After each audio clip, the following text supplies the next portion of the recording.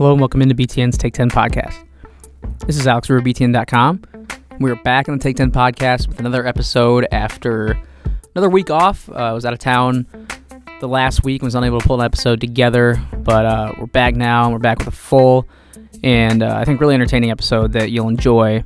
It's another 3-part episode and it's full of good stuff and a lot of variety, as we've been doing here on the Take 10 podcast all along, but especially lately we've added a new segment, if you've been listening lately, with one of our producers, Colleen Degnan, and we also have been doing our stat head segments with Harold Shelton as well, and those two segments come after our main interview as usual, and it's no different this week. So another 3-part episode, and we got a guest this week that I think is really probably one of our bigger guests we've had.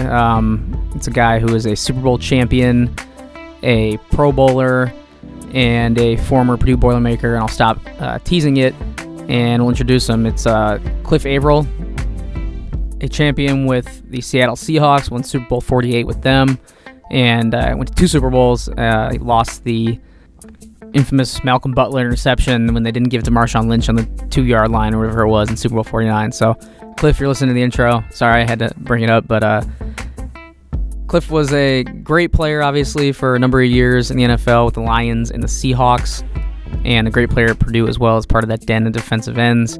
And unfortunately, his career ended a little early due to an injury, but he's still very active in the NFL community, was down in Atlanta for the Super Bowl, and is working in Seattle as a media member and still very close to that Seattle Seahawks organization. So got a great perspective from Cliff on what Super Bowl week is like, what it was like this year, what it was like when he was a player, and what the aftermath of winning a Super Bowl is like, which is very timely, obviously, this week with the Patriots celebrating yet another Super Bowl victory. So Cliff had some great stories from his NFL days, his championship experiences, and his time at Purdue as well. And he also offered some Purdue football, I guess, observations as that program continues to rise under Jeff Brohm. So great interview with Cliff Avril coming right up. And we also, like I mentioned, have a stat head segment with Harold Shelton following that.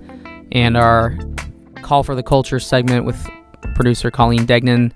We've introduced that in the last month or so, where Colleen updates us on everything relevant in pop culture and ties it into our Big Ten discussions here. So, jam-packed episode once again, and glad to be back in the saddle here on the Take 10 podcast. Before we get to those interviews, just a quick reminder, you can find the show and subscribe on iTunes, Google Play, Podbean, or on our YouTube channel. We have all the episodes available to stream there as well. And you can subscribe to Big Ten Network on YouTube to get those on a regular basis. So subscribe, rate, review the episodes if you haven't already. And if you want to do more than just stream, you can do that by subscribing, and you won't miss an episode on those platforms. So those reminders out of the way, let's get to our first interview with Super Bowl champion, Pro Bowler, Purdue Boilermaker Cliff Avril. It's on the Take 10 podcast, and that interview starts right now. Very pleased to be joined by a Super Bowl champion with the Seattle Seahawks. He's part of Purdue's den of defensive ends.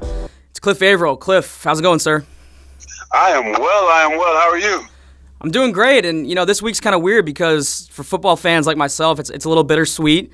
Football's over, with the Super Bowl in the rearview mirror, but you were down in Atlanta last week for the festivities, so I'm curious kind of what goes into that experience for a former, and in your case, a recent Super Bowl champion. Is it a good time down there? It was great, but I was actually down there working, so I have my own radio show that I do here in Seattle, and they flew us out there for Super Bowl week and doing that whole media road thing, which was different for me because I'm used to being on the other side of things as far as for, being interviewed, and I was doing the interviewing, which was different but fun. It was like a big reunion for me, honestly. I got to see a lot of my guys, a lot of guys I played with, a lot of the veterans that were vets to me when I was young that I got to meet and kind of have dinner with and hang out. So it was just a great week just to get around all the fellas. Yeah, I saw you were doing quite a bit. Like, you're on Good Morning Football, some of the really high-profile shows. So you were kind of on both sides of that media aisle. Like you said, I'm sure you had a ton of people to catch up with. So aside from your experience, like leading up to your Super Bowl festivities as a player, was it almost more tiring to do the media rounds and be on the media side of things? No, it's not, because you kind of know what to expect going, as a media person, right? You kind of expect, I already knew and had an itinerary of different things that I was going to do. As a player, it's a little different because, one, not too many guys other than Brady, actually, and Grunt maybe, that get to experience it multiple times, So the second time around the Super Bowl, because obviously we went back to back, you kind of knew what to expect. But at the same time, you still have a game to play. You still have it's still business, So it's just a little different because you have more things you have to attend to than a normal week as an athlete. So when you were an athlete down there, was there anything that ever got on your nerves with the whole media obligation side of things? And now that you're on the other side, you kind of realize things are different, or did you always keep the same perspective on both sides of things? I keep the same perspective. Like I like being a player. The days are just that much longer. You have a regular work day, but then you have media obligations afterwards that take up another hour and a half. On top of, you're flying your family in, and you got to get their hotel situated. You kind of got to make sure everybody's okay. So it's just more on your plate as a player in comparison to, like I said, just being a media guy where you kind of just know what your schedule's going to be. For me, I kind of understand. So when we can't get guys on our show or whatever, it's like, hey, those guys are tired. Like, I understand. So if they're turning guys down, don't take it personal. Just understand that they're dealing with a lot. Yeah, and from following on social media, looking on Instagram and all that, it looked like things were pretty live down there all week. I'm sure you had time to enjoy yourself in the social circles, right? Oh, most definitely. I mean, you're in Atlanta, a fun city to be in. And again, just being around all the old heads and being around all the guys just in general, you're at some of these different parties, you're meeting some of these other celebs and finding out that they're big fans of yours, just like you're a fan of theirs and all that good stuff. It's just a great time to just be able to network as well. Yeah, and obviously I've never played football, but I know the partying side can get kind of tiring, so that's why I asked if it was a little more difficult. But I got to ask, did you run into Johnny Hecker, the Rams punter down there, for those who don't know that story? No, I didn't. But you know what? Me and Johnny, we're good now. He's actually come on my show a couple of times. He's from Washington. And, we had a discussion. I know a lot of people may have seen it because it went viral with the whole, him picking on me first and foremost, and me kind of barking back and kind of, punking him a little bit on the football field. But we're in good space now. He's a good dude. He's a heck of a punter. But I didn't get to see him while I was down there. Yeah, you said you're good now, but I was curious because I couldn't really tell watching the highlight of when, he kind of took a cheap shot on you, then you and Michael Bennett scared him on the next punt. Was it actually that serious in the moment? Like, were you guys actually about to get him back? I was. And Mike B definitely was trying to get back at him because Mike B is like, he has that big brother soul about him. So, he's not letting anybody mess with me and vice versa. But initially, yes, we were definitely trying to punk him. We were definitely trying to get after him because it was a blindside hit from a punter. Like, you don't expect that from a punter. You expect punters to punt and keep it pushing. Don't try to get too physical now because this is what we do. So we were trying to get back at him and try to scare him a little bit. So now you guys are both Super Bowl record holders. He's got the record for the longest punt. You got the first play of the game, safety. So you guys are in the same company in that sense. Yeah. One more question about the media rounds you made. Is there any favorite interviewees that you caught up with? Anyone interesting you talked to that you might not have expected? I'm sure you saw a ton of people down there. We met quite a few guys, but I guess as far as for interviews, I would say, I have my guy Bruce Urban who was on the Super Bowl team with us, who always is interesting, but also my guy Rob Nikovich. I played with him at Purdue, and he played for the Patriots. Actually, we played them in the Super Bowl, the second Super Bowl, 2014 Super Bowl. So just getting back with him and just being able to talk about the Patriots culture and talking about, what it is like to play for Bill Belichick and having Tom Brady on your team, just some interesting stuff and just hearing his side of things and his point of view. Yeah, I'm sure a lot of Boiler football fans are listening right now and are happy to hear that. And on that note, we got to talk about the game itself because a lot of people are saying it's one of the worst Super Bowls ever. I think I tend to agree with that sentiment. But you're a defensive guy, so a 13-3 final between Patriots and Rams might be appealing to a guy like you. So I want to get your thoughts. Do you find that game entertaining to watch or not? Exactly. Like, for me, being a defensive player, like, I appreciate defense, and I think that's something people, for whatever reason, everybody wants to see the high-scoring games and all that stuff. Well, then you just don't need a defense out there, you know. But for me, I thought it was interesting. Now there's some sloppy play here and there, but for the most part, you know, I'm watching the defensive line play, and I'm paying attention to what some of the guys are doing. I thought they were playing some really good ball. They just had a great game plan for both sides of the ball, honestly, for the Patriots and for the Rams. I thought both sides played really well on defense. The guys up front did their thing. It was really about the team that can hold on the longest, and obviously the Patriots kind of broke the Rams down towards the end. Yeah, I'm a Bears fan, so I'm a fan of defense, and when things were blowing up this NFL season, like with the Rams and the Chiefs and the 100-point games, I was not so sure, that the league was really going that way. So I'm not that surprised that it was a defensive struggle.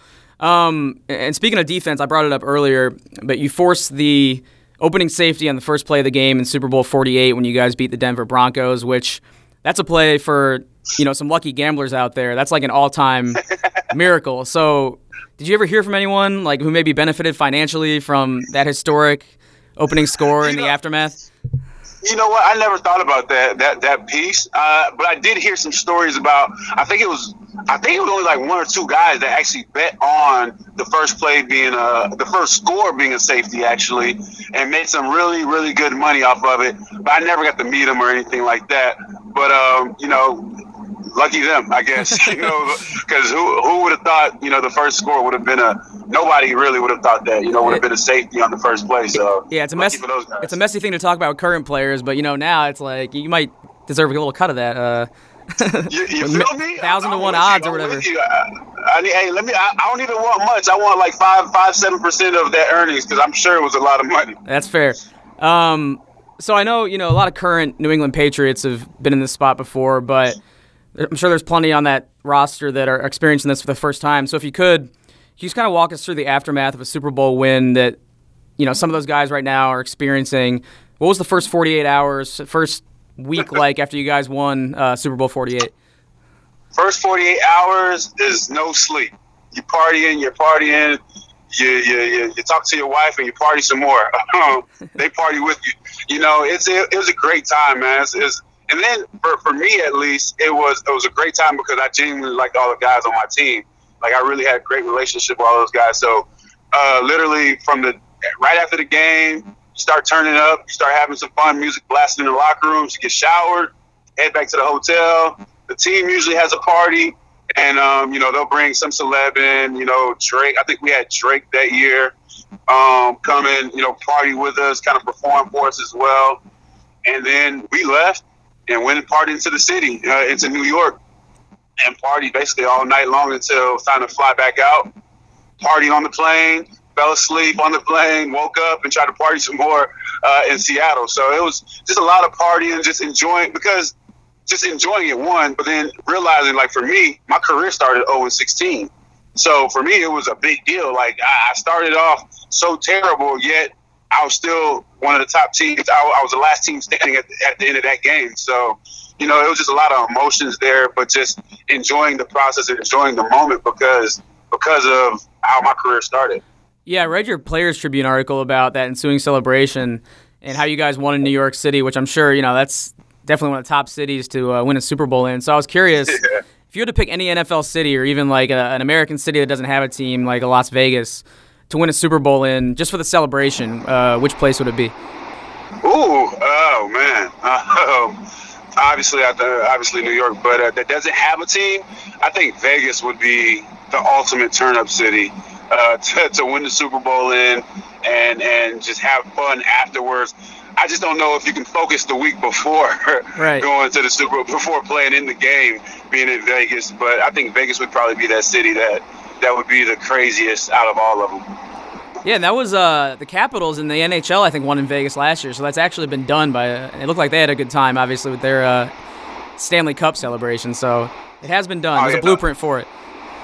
Yeah, but those guys, they're on a different level when it comes down to partying. You know, those guys can drink. They can drink their behinds off, and they get to take the trophy everywhere with them and drink out of the trophy and all that good stuff. That is true. That is true.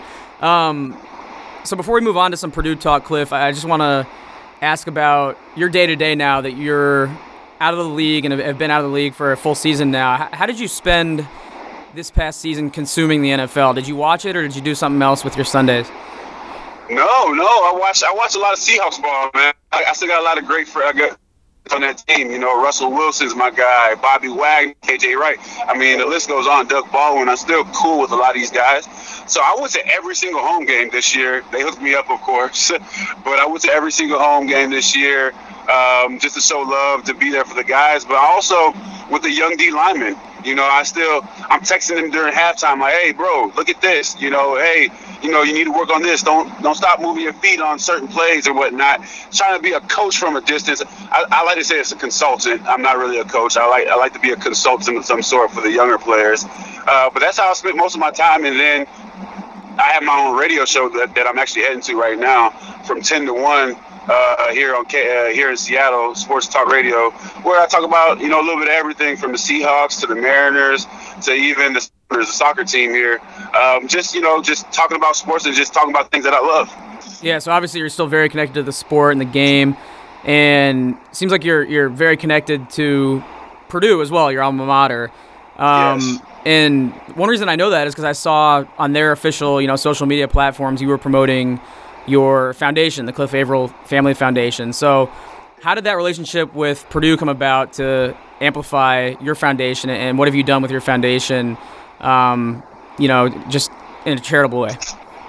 Well, my connection with Purdue has always been the same. You know, I have nothing but love for Purdue and a lot of guys there. There was a stretch there during my career where I didn't go back for like 4 years because you just get busy. But like I went to the spring game this past year. I took my oldest son with me, kind of gave him a tour of campus, which looks completely different from when I was there. You know, so I just like to go back and one, inspire some of the young kids that are there, but also trying to let them know, hey, this is what they expect if you are looking to go to the NFL. But let's keep these grades up, you know, just in case it doesn't work out type of situation.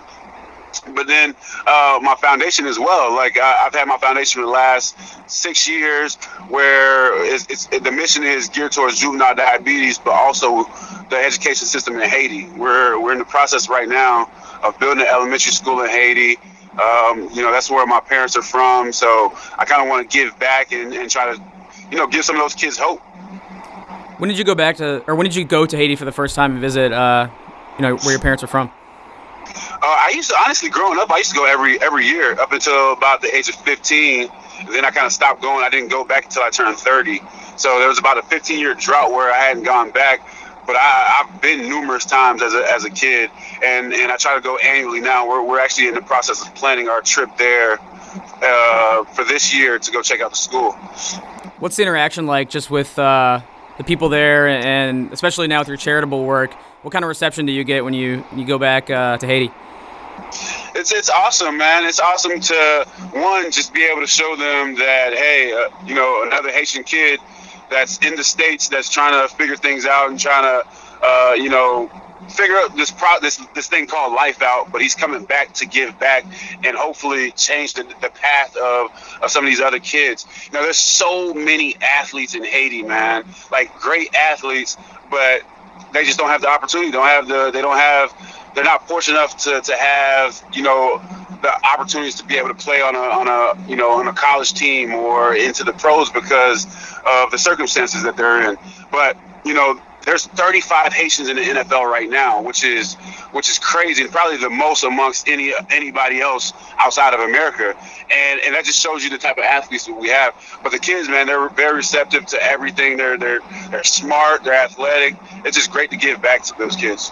Well, it's awesome that you're getting back and, you know, doing your part in that part of the world, especially, you know, some of the struggles that country has seen. And you mentioned also getting back to Purdue, especially more recently, and seeing the changes on campus there. How jealous are you of that new football facility and all the amenities they got down there now? Oh, man, very jealous, man. They got all kinds of great stuff going on, man. The new facility is amazing.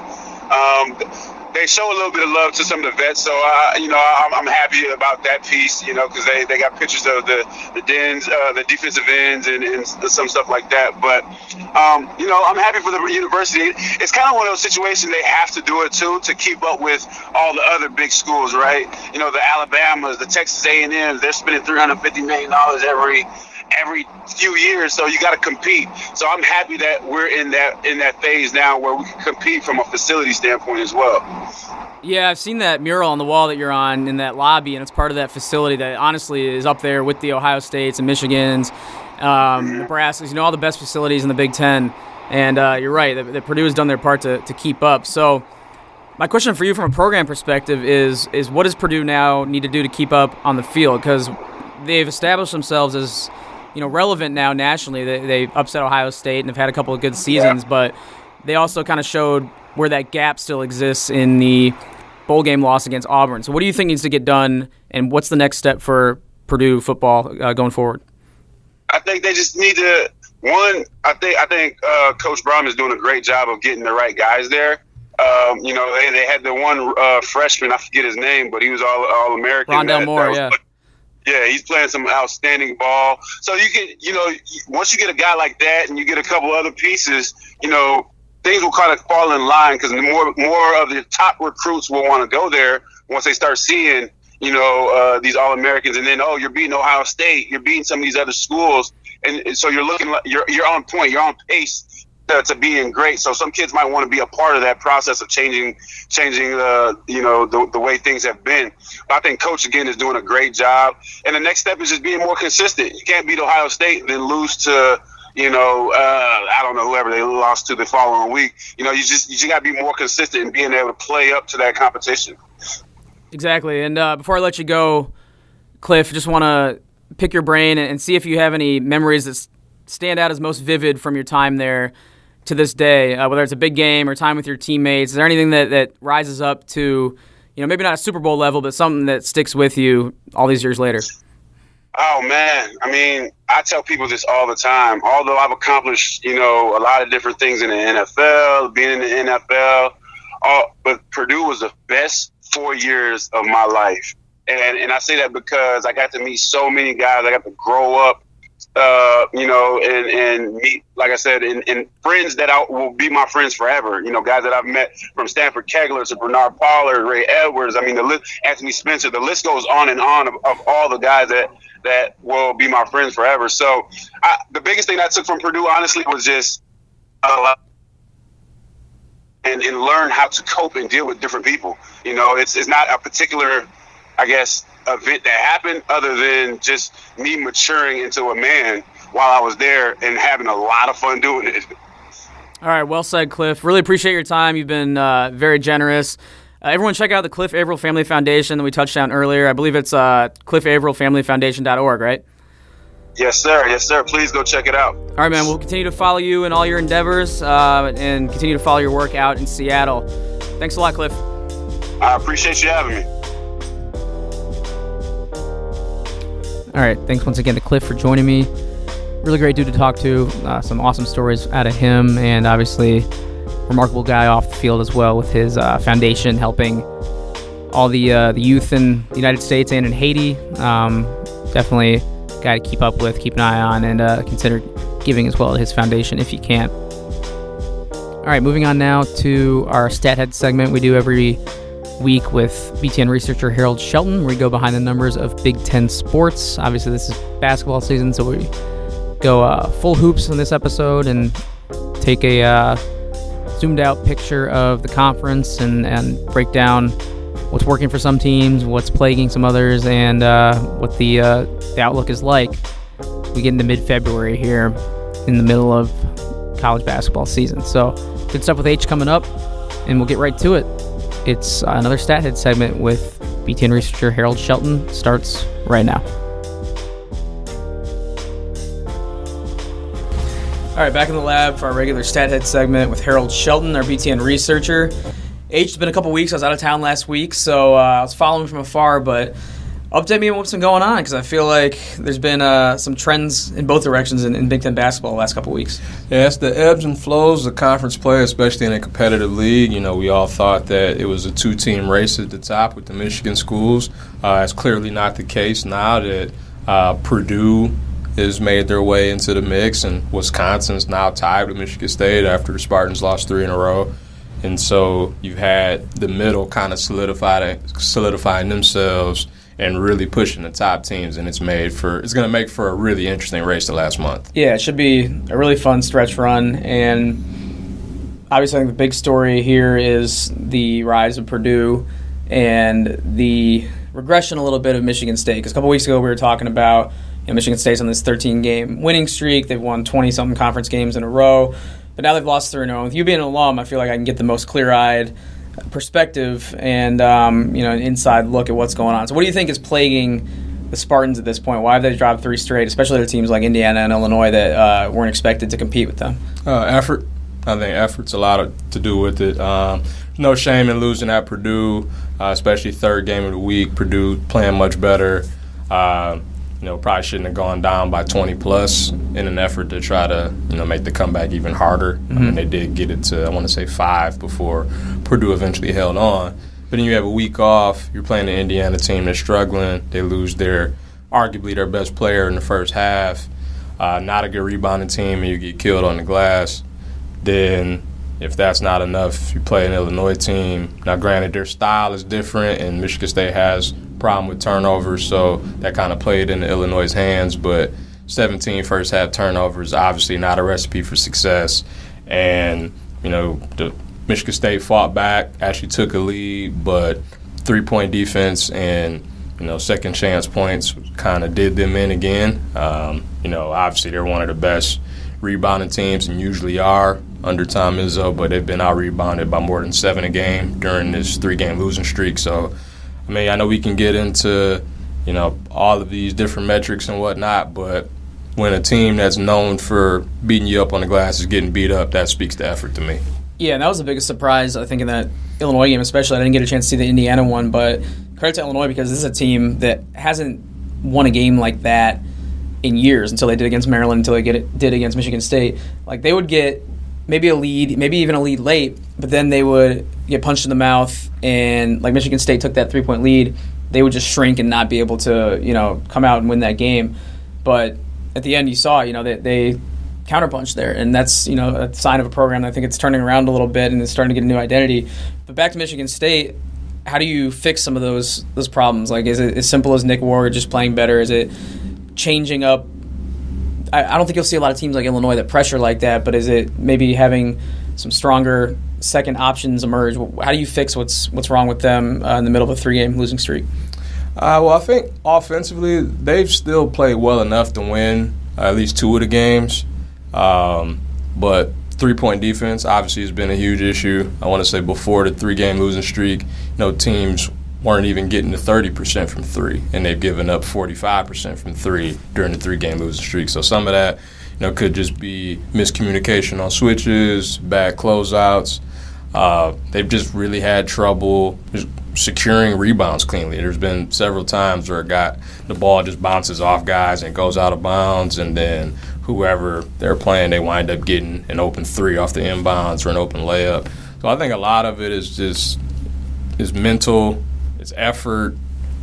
Those are things they should be able to clean up, but they got to do it soon. They play a tough Minnesota team who has, one of the best rebounders in the country in Jordan Murphy, and then you go to Wisconsin after that. So you got to get it fixed pretty quick. This isn't a league that forgives. Yeah, in this Big Ten season, we've seen teams that hit a rough patch, and some have continued to slide. We've seen teams that hit a rough patch and bounce back, like Wisconsin. They've really rode out the storm. They're in the mix now for a Big Ten title, along with the teams we talked about. Michigan, who's been pretty consistent. They've lost twice now after that long undefeated stretch. My question for you is, with Michigan and Purdue now neck and neck at the top, who do you think the favorite is, especially considering Purdue's very favorable schedule down the stretch? I would say Purdue is the favorite to win it. I think most of it is because of schedule. I do think they are good, and they have like their role players are really buying in and they have an identity. But we also saw they were down 13 at home to Minnesota. They needed to rally to beat Penn State. So I think the fact that the schedule helps them, though. They're done playing Michigan State. They're done playing Michigan. They're done playing Wisconsin. And Michigan State still have to play each other twice. And Michigan still has to play Wisconsin. So those teams are just going to get losses. If Purdue can find a way to win at Maryland, I think they're a clear favorite. That game's, I believe, next week on our air. But that's a chance for them to lose. But I don't see too many others on that schedule. And it's wild because we talked about it before, but Purdue was not sitting pretty at all earlier in the year. They were only a couple games over 500 entering Big Ten play, and I was very concerned about their chance to even make the NCAA tournament. Here they are with maybe the best chance to win the league, and it's crazy because I was looking at their KenPom. Obviously, we know their schedule's favorable. They're predicted to win out on KenPom, so I don't think they'll do that. But like you said, all bets are off if they win that Maryland game, especially with how they've been playing. That offense is rolling, and I don't know how sustainable the three-point shooting is, but they've been the second most efficient team in the country offensively during the 7-game win streak. I think Gonzaga's been the only team that's more efficient. Ryan Klein's hitting like 58% of his threes during the 7-game win streak, so it's not just Carson. They're getting it from Klein, they're getting it from Trevion Williams, they're getting defense and energy from Harms, they're getting it from Aaron Wheeler. They're getting it all over the place. What's weird is because we're kind of seeing the inverse of last season, how it played out. Purdue got off to this great start last year, had the Michigan State-type winning streak where they won, 18, 19. I can't remember what it was exactly, but they won double-digit games in a row, then hit that 3-game losing skid, and they were basically out of the Big Ten race from there on out. And Michigan State was the team that won. This year, Michigan State and Purdue's roles are kind of flipped. I don't know if you noticed that. I'm sure you did, just following the ebbs and flows of the league, like you said. Yeah, it was interesting. Michigan State lost a couple of games early in January, and everybody kind of panicked for a while, after they got blown out at Ohio State, and then Michigan won convincingly in the Breslin Center, and then Michigan State ran the table and after, Purdue kind of stumbled down the stretch. I don't know if we'll see that again, but I'll be curious to see if this goes down to the final weekend like it did a year ago, and I want to see how many teams wind up being in that mix. We all thought that the two Michigan State games would decide everything, and that might not even be for first place at this point. Do you think Maryland, Wisconsin will be in that mix at the end, or do you think it'll be a 3-team race if you had to project out at this point? I think it'll just be 3. That changes if Wisconsin wins in Ann Arbor this weekend, but I think even a split still gets them 4 losses, and that would be 2 games behind Purdue, and that just would be hard to catch.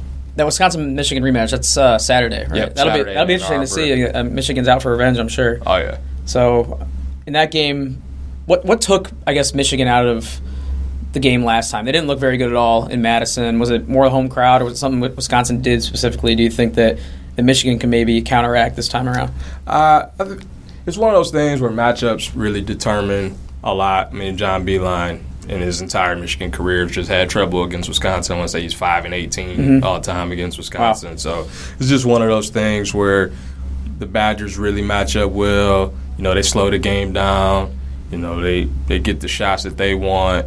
And for as good as Michigan is, they still have trouble scoring the ball. Iggy had a bad game that game. Iggy was scoreless. I want to say John Teskey was probably their best player. Jordan Poole had his issues. Matthews was just okay. Obviously, Michigan will try to turn the tables this weekend. All right, so moving on a little bit, even zooming out a little more, the hot talk throughout December and early January when the Big Ten was looking really strong, and they still look strong, but I guess deeper is a better way to describe it. The Big Ten was talked about as having potentially 10 teams in the NCAA tournament by not just us, but Howie Schwab and all these other bracketologists, Joe Lenardi maybe. I'm not sure how many had them, but it was a realistic possibility. Now I think it scaled back a little bit. So what do you think, if not 10, what's a realistic prognostication for how many teams could get in? Who's in the mix right now? 'Cause it's not that much. It's probably 8 or 9, right? Yeah, I still think 9 is possible. Nebraska, with the Copeland injury, they just looked completely out of sorts, and they were kind of looking out of sorts even before that. Right. Losing to Rutgers and Ohio State, I guess that's when Copeland got hurt, but those two made the margin for error really slim. Right, and now, they lose at Illinois. They get blown out at home by Maryland, and Maryland didn't even play well. Right. And so, they've lost 6 in a row. The whole team looks shell-shocked. They're already thin as it is. It's kind of hard to see them turning it around. But I would say if Indiana can find a way to get some home wins, protect that home court against some good teams, they might have just enough to get in. Minnesota, it'll be interesting. I mean, they have a tough schedule down the stretch. They're the one that has the worst net ranking of all of the teams in the mix, even though they're 16 and 7. Patino has pointed out, he's questioned it, and because I think they're an NCAA tournament team for sure, and especially in this climate where there's not a whole lot going on in a conference like the Pac-12 or in some of the other conferences. So I agree. That's going to be an interesting team to watch. Them and Ohio State, I think, are the two that could put the Big Ten over the top into having a record-breaking bid year. Right, because, we've had 7. 7's the record. We've done that 10 times, but we've never gone above 7. I do think that'll happen. It's just a matter of whether it's 8 or 9. All right, sounds good. And looking, even further, I guess not further out, but right before Selection Sunday, with kind of the month on the calendar date creeping up here, the start of the Big Ten tournament. It's too early to talk about seeding and all that because it's going to be crazy down the stretch. But I just want to get your thoughts on the overall outlook this year, especially with, we've seen Rutgers win a record amount of Big Ten games. Illinois show that they can beat the top 3 or 4 teams in the Big Ten. And, teams like Nebraska that are going to be playing on Wednesday, it's looking like having, a great start to the year and you said they're shell-shocked, but you just never know. So what are you thinking big picture as we, kind of look at the Big Ten tournament and its return to Chicago? I know we're very excited to have it back here. Yeah, it'll be fun. It'll definitely be fun to have it here, and I'll be curious to see how Illinois winds up finishing, because if that team has some momentum going in and they get the home crowd behind them, if they play a team, that's not used to that style, and, they get sped up and that home crowd could get into it, I think that could be a tough out for a lot of teams. I really think a lot of it is going to depend on matchups more so than normal. I don't think there's one great team that you can just look at and say, well, they're definitely the favorite. You have to take it to account Michigan's win streak in this thing. Right. John Beilein clearly knows what he's doing in this. They know the formula for that. Exactly. But say if they play Iowa, that might be a matchup that they almost lost to them last year. Exactly. Yeah. So it's one of those things where they play them or Wisconsin, it might be a problem, but they match up better with Purdue and Michigan State.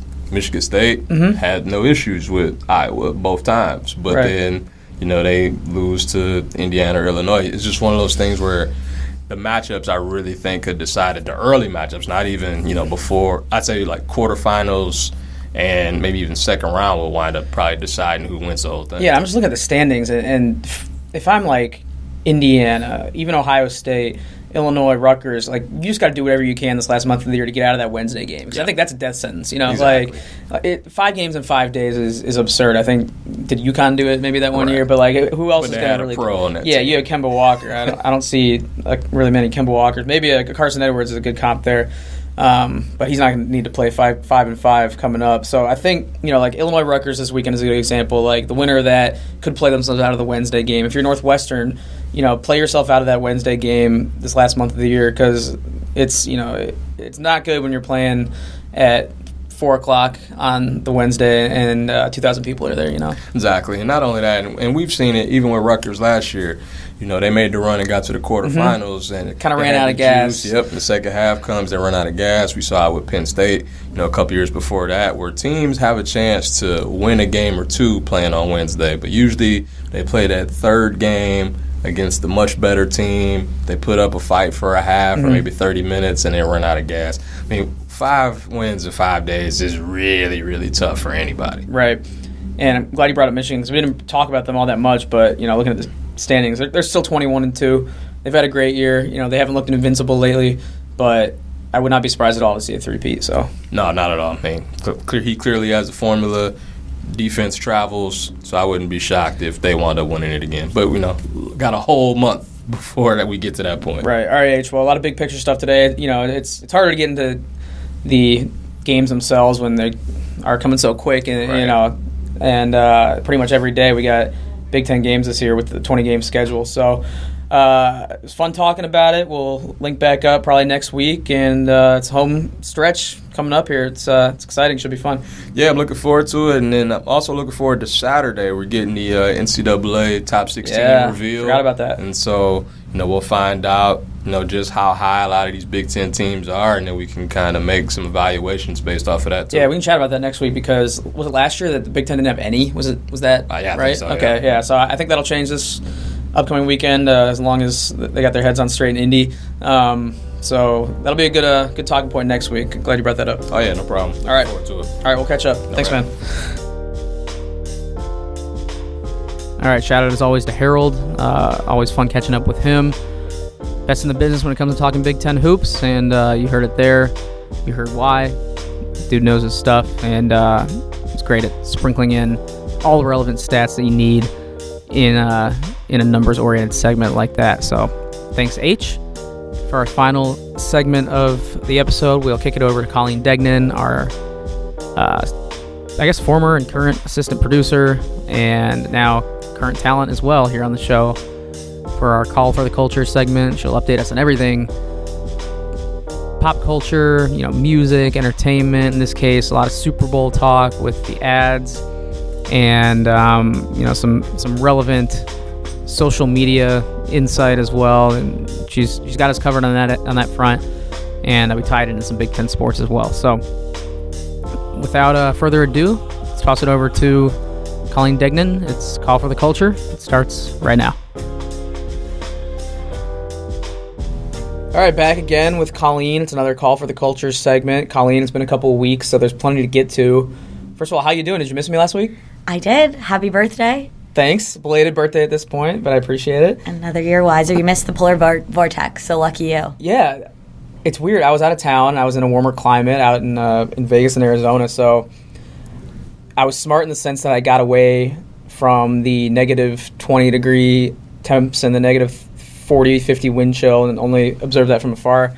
But there's a small part of me that is a little sad that I did not get to live that with you guys. So what did I miss? Tell me. You true Midwesterner would say that. It was ridiculous. I mean, you couldn't go outside for more than 10 minutes, they said, without getting frostbite or something insane. But I dare not venture out of my apartment for quite actually 36 hours. You guys had a issue at your apartment, didn't you? Oh my gosh. It was ridiculous, Alex. Our heat was somehow not getting circulated into our unit. And they had weeks to fix that or prep for this. And they said, oh, no, this is unprecedented weather. It's Midwest. I feel like that should be accounted for. But, yeah, we didn't have heat. So my roommate and I were bundled up in beanies and hats and multiple layers for a couple days. So we're very happy now that that's been addressed. Well, it was a strange version of FOMO for me, because I was seeing on Instagram stories, Snap stories of all you guys, freezing your T-shirts on the balcony and doing the boiling water toss, turning into vapor. And it's a big deal when you're 2,000 miles away and you're seeing on the national news or the local news out in Vegas that Chicago is experiencing record temps. That's how you know when it's gone national that it's crazy. So a lot of my home friends even reached out and were like, "Are you alive? Are you Cali okay?" Friends, yeah. So made it through. All right, we're through, and I was out of the office, but I was paying attention to Big Ten basketball the whole time, and the last few days I've been back and obviously been paying even closer attention, and I think the theme right now is chaos. The Big Ten is nuts.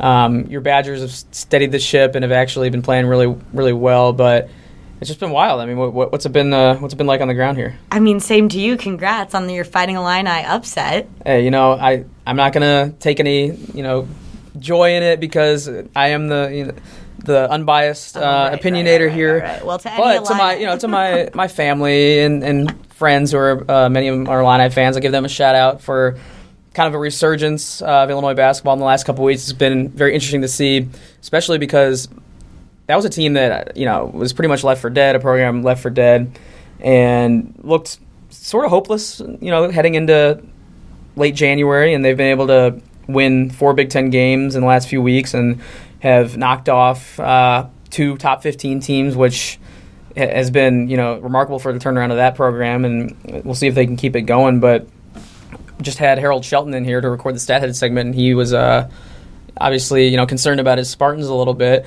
So I appreciate you giving Brad Underwood's boys a shout out, and I got to give your team a shout out. Like I said, Wisconsin just last night got a little revenge on Minnesota. You guys in Minnesota this year, it's been a rough dynamic. year. Yeah. We're getting through it. I think we're coming out on top, and especially for Ethan Happ, he went undefeated at the barn in his collegiate career for Wisconsin. Well, first you guys lost the Axe in football, which hasn't happened in 15 years. We talked about it. We don't even bring that up. And then lost at Kohl Center. So last night had to be pretty sweet for you. It was great, but more so, Ethan Happ showed a little bit of cockiness after the game. Yeah, how about that? Blowing kisses to the student section that was chirping him the whole game. I loved it. And in his post-game interview with Crispin, he just owned it, too. He was asked about it, and he's like, yeah, they were chirping me the whole game, so just decided to say thanks for coming and watching me play. So I love it. I'm all in. Ethan Happ going villain. I'm glad that you pointed that he owned it, because a lot of players will be like, that's between me and them, or just will deny it. But he straight up owned it, like you said. And he's been a guy that I've enjoyed, getting to know his personality a little bit, whether it's through interviews we've had with him or seeing his interviews with other BTN personalities. Like, he's got a really funny and engaging personality, and he sang for us at media days. You guys have a good one, and he's like an all-time Badger that you can follow, kind of like a Frank Kaminsky type that beyond his Badger days, you guys will, I'm sure, get a kick out of. So. Yes, exactly. We got to cherish the remaining time we have with him. So Super Bowl week also, we're in the aftermath here. Big story of the last 10 to 14 days or so has been the Super Bowl and everything surrounding it, all the hoopla, and the Patriots winning again. I'm not happy about it. I don't know about you. I mean, it was boring. That's been the main storyline. But I think a lot of people have also been pointing out some of the ads that were occurring during the Super Bowl. I think one thing that's interesting, too, the game doesn't really deserve to be talked about much because, like you said, it was boring. But with how Super Bowl ads have evolved over the years, even in our lifetimes, just with everything so digital now, how the commercial is not even really the thing. It's kind of the social media reaction to it. So I know a few commercials made waves this past weekend. I don't know if you had any favorites that jumped out to you. Well, first of all, this year in general, the cost for a Super Bowl ad in Super Bowl 53 was $5.25 million. Wow. For a 30-second spot. So, I mean... Let that sink in. Yeah, I mean, it's crazy. And really, you're paying for that, not only that, but like I said, the social media reaction. And it can backfire, right? Like, if you put out a dud and then everyone on social media is clowning you, like, that $5.5 million or whatever might not be that well spent. But I think there are some that played well, not only on the big screen, but on the little screen as well. Right. Well, everyone was obviously talking about the NFL 100 ad, which was great, featuring so many former great players. And some former Big Ten players in there, too. We had Saquon, right? He was in it.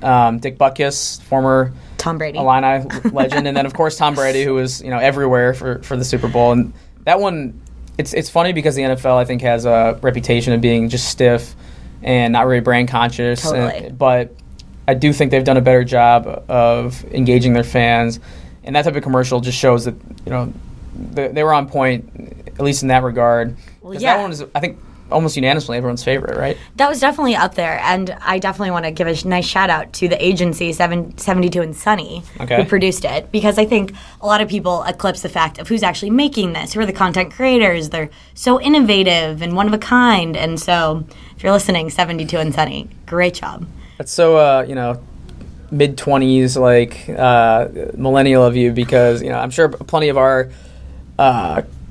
maybe not friends, but acquaintances work at ad agencies, especially in Chicago, For right? sure. This is a big ad agency city, so... And then I wanted to definitely give a nice shout-out to another agency, Goodby Silverstein and Partners, or GS&P. They crushed the ads. They had 3 incredible ads. Do you obviously... I don't know which ones Okay, so they had the Buble Bubbly ad, which is a huge LaCroix competitor. Okay. And arguably better, so good on them. And then they had the Pepsi ad with Steve Carell and Lil Jon and Cardi B. I thought the Pepsi one was definitely one of the most clever ones because I knew the campaign was coming. I saw it in social media leading up to it, but it's so relatable because whenever you ask for a Coke or whatever, Midwest soda versus pop, whatever. When you ask for it at a restaurant, is Pepsi okay? And that's something that we might not even think about, but this ad agency was able to latch on to and turn into a hashtag, Pepsi's more than okay, and then Steve Carell doing the, what did he say, Kurt or whatever. Yeah, trying to impersonate both of them with their catchphrases. So Steve Carell, we hope you find your own. And Cardi B, you mentioned, was everywhere during Super Bowl week, except for the halftime show, which she declined to, I don't know if she officially declined it, but she was on stage in the pre-game festivities in the week leading up to it with Patriots owner Robert Kraft, which was hilarious. Being, in Atlanta, Super Bowl, very hip-hop friendly city, it made sense that she'd be everywhere. Lil Jon as well, is an Atlanta guy. So that was fun to watch. Even though the Super Bowl wasn't great, I'm glad we could extract some content out of it. Very timely. And now that the football's over, football's been over for you for a while as a Packers fan. You're I got hyped on the Matt LaFleur bandwagon, and now we're just on the up and up. But okay. yeah, NFL is coming to a close. It's done. One more Packers note that I don't think we've talked about yet off the air, but Illinois today just lost one of their offensive coaches, their offensive line coach, to the Packers. And then, get this, it's Luke Butkus. So Dick Butkus's relative, I think nephew. No way. So we've got a Butkus coaching for the Packers. Can you imagine that? Well, crazier things have been happening in 2019. I would love to hear the conversation between Dick Butkus and Luke on that one. Like, is he excommunicated from the family now? Like, what's the protocol there? I have to, maybe I'll reach out on Twitter to see. In line of the nuttiness, though, talk about another professional sport just like blowing up right now, the NBA deadlines. They nearly stole the talk of the NFL week. They literally upstaged the NFL Super Bowl week with all of their crazy deadline news because, or lack thereof. Well, because Anthony Davis saying that he wanted to be traded, which now we're past the deadline and he wasn't traded. That really got the rumor mill going and got pretty much sports Twitter focused on the NBA even during the NFL's. Yeah, NBA Twitter just completely stole the limelight from the NFL. So, being a Bulls fan, they're doing goofy stuff right now. Like R.I.P. Jabbar. Yeah, whatever. All I care about is getting the number one pick coming up and drafting maybe a Zion Williamson, whatever. So I'm not that too concerned with the NBA draft. The NBA trade deadline. I don't know, as a Blazers fan or just as an NBA observer like you've been probably more into the league than I have been lately. Did anything intrigue you or jump out to you from the last, week and then 24 hours especially? We recently just got rid of a Big Ten alum, Caleb Swanigan. He's going down to the Kings. Oh, okay. Wow. So that literally happened today. And so knock one off the Big Ten leaderboard for the Blazers. And then we also got rid of Stauskas from Michigan. So that's two. Yeah. So I don't know if you guys have the Big Ten supremacy anymore. The rationale for my original fandom choice is gone, but my loyalty is steadfast. You're too deep in it now. Okay. I'm at 2 months. Yeah, so we got Rodney Hood, and from the Kings for Caleb, we got Labissiere. Skal Labissiere from Kentucky. I remember him a couple years ago. So nothing that exciting for the Blazers, unfortunately. Well, I'm looking forward to your first or second round exit as like a 6 or 7 seed. Just that's what the Blazers always do. As an outsider, this pessimism in the world that I'm not having. We'll revisit it in May, and we'll see what's up. But I'm just I'm a jaded NBA fan right now because my Bulls can't seem to even put one foot in front of the other. They're just tripping over themselves. Although maybe we didn't have the most exciting trade deadlines. At least Evan Turner put out a nice little clap to Robbie Hummel. Yeah, so I'm glad you brought that up. That happened just a couple hours ago. We're taping on Thursday, so if you're listening on Friday. It's breaking news. So Robbie Hummel's been doing a funny pregame video series with his broadcast partner on ESPN, Jason Benetti, who's the Chicago White Sox play-by-play announcer as well. Robbie did a little mimicking, a little clowning of the current, I'll say James Harden-esque culture of one-on-one play where you dribble about 20 times and have like a crazy step-back shot, and Hummel did a good reenactment of that on Ohio State's floor because he's calling the Ohio State game Thursday night. So Benetti tweeted that out, it got amplified, and then it caught the attention of Evan Turner, like you brought up, and I'm trying to remember what Turner said. I think he said, get this nonsense off my court or something like He wasn't having it. So rivalries die hard across the Big Ten, I'd say. And it's funny just because those two guys were great players at the same time, and it's always good to see them in still a relatively recent era of Big Ten basketball Yeah, stay we're connected. calling that recent. And then meanwhile, this past week here at the network, we had signing day for incoming football players, and they were born in the year 2001. Yeah, signing day part 2, now with the double signing day system that is used, happened on Wednesday, and we always do it big here for signing day. And for the first time, though, in a few years at least, I don't think it's been done since I've worked here, we brought in recruits to the office to be on TV, and then we got to do some digital segments with them as well. So if you're a Big Ten football fan, check out on social media our digital huge plug. Our digital executions that'll be coming out on Twitter, maybe Facebook, Instagram as well in the next few days with some of these recruits. It was great having them in the office. They're really fun. But they were just born in the uncanny year of 2001. I'm glad you brought that up though. Like 2001, that puts me in perspective, like that I'm actually not in these kids' we just zone anymore. In that weird gray area of relating to like both the generation before and after us. Yeah. But like a lot of these boys, like, did they watch a VHS? Like, do they know what dial-up internet is? I bet they're on the very end of DVDs. Like 2000. So when were you born? 94. We're both 94. Yeah. Okay. So we're same pretty much upbringing. I'm assuming. But yeah, like these kids probably have no concept of like a cell phone before iPhones. Absolutely not. What else do they not? I mean, did they watch like... Do they know what rocket power is? Or I doubt it. Hey Arnold, probably not. Rugrats. Like, I think some of the shows like Arthur and SpongeBob that kind of crafted my childhood TV habits, I think are still around to this day. But you're right, like those old Nickelodeon shows... Fairly Odd Parents is one. Oh my gosh. That was a favorite. I don't know if that's still on anymore. What else was like a... Or like, remember before we were even allowed to get phones, like those Firefly phones? Like, did those even exist for them? That's even before me. I don't know. The first one I remember is the Nokia like brick phone. So it's crazy though. T9 texting, not a thing. Like 2001 officially puts us, I think, in a different stratosphere. Like I still felt like when I was talking to them that I could relate to them. Give us some fun yesterday, comments. But maybe to them it's like I'm appearing like the Steve Buscemi character, the meme that's like, "How do you do, fellow kids?" So I don't know. I'm trying to think of what were some funny moments from yesterday with the guys. One thing that jumps out, I guess, after thinking about it, is we had them do for a little fun social media video.